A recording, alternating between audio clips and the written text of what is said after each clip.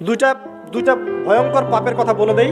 এই দুইটা পাপে যারা আসক্ত হয়ে আছে তারা তওবা করে ফিরে আসলে পরেও সারা জীবন তাদেরকে এটা সাফার করতে হবে।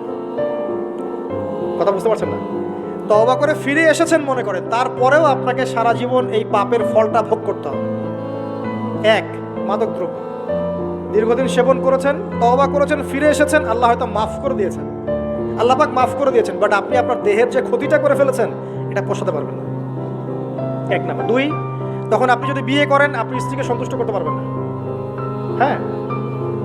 দুই নাম্বার হচ্ছে এই যে গোপনে যুবকরা যে পাপটা করে, মাস্টারবেশন, যেটাকে আমরা বলি হস্তমৈথুন, এই পাপ যেসব যুবকরা করছে বা করে, এবং অ্যাভেলেবেল এই পাপটা সবাই করে, কারণ এখন পর্নের যুগ, পর্ন দেখলে তো আর কোনো উপায় নাই, তখন তো এই পথেই যেতে হচ্ছে, নিজের উপরে নিজেকে জুলুম করতে হচ্ছে।